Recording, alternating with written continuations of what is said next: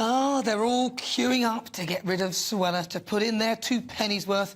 I'm so bored of this. Here's Hamza Useless drawing the attention away from his own woeful mismanagement of Scotland. I'm afraid that the Home Secretary's position, in my view, is untenable. She should, in fact, not even be allowed to resign. She should just be sacked by the Prime Minister, because no Home Secretary should be fanning the flames of division. Quite the opposite. Come on.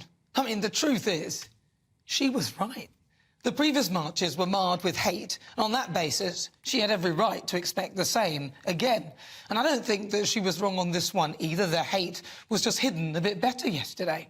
I mean, that's not to say that a lot of people weren't marching for peace, but there were people wearing Hamas headbands, racist banners, one woman with a banner of Rishi and Suella with coconuts around them, banners with swastikas hidden in the Star of David, and people chanting from the river to the sea and trying to justify their words, claiming that they are not offensive.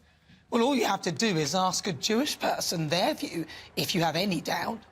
The very fact that such a march was scheduled for Armistice Day is provocative, to say the least. A day that we should have been remembering our own fallen heroes and armed forces. I mean, it was totally disrespectful and aimed at being incendiary.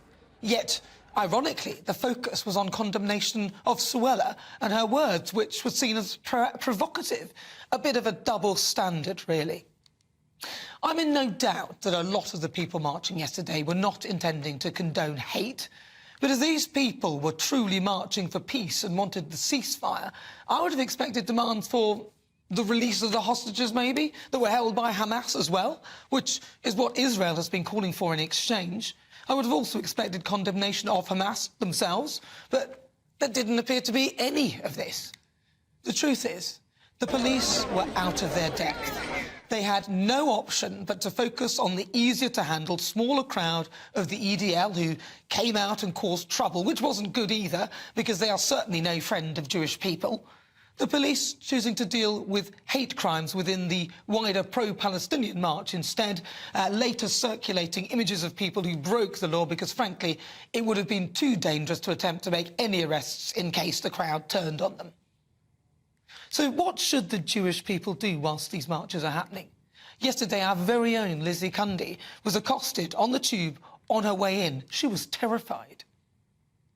I agree with Braverman calling it hate marches. I've actually just got involved with one. Oh, really? I was trying to get in today. 2 hours stuck. They've closed all the roads, so I dumped the car and tried to walk to the tube, and I had a pro-Palestine protester come up to me saying, "Are you a Jew? Are you a Jew?" And I just didn't know what to do, actually. I was really scared. I ran to the tube station, which they've closed. Now there's trouble happening there, and I was very scared. So to say that these marches are peaceful is actually ignoring the fact that Jewish people are afraid to leave their homes and were hounded outside synagogues, and actually it wasn't peaceful in the end. Look, I don't want anyone to die, and it is possible to believe that Israel are right to root out Hamas whilst also wanting the people of Gaza to be safe. I mean, it's so tragic to hear of incubators running out of power and babies dying. The situation in Gaza is horrendous, but Hamas don't appear to care. I'd like to see an end to the bloodshed, and soon. But what about the freedom of Jewish people and their right to feel safe on our streets?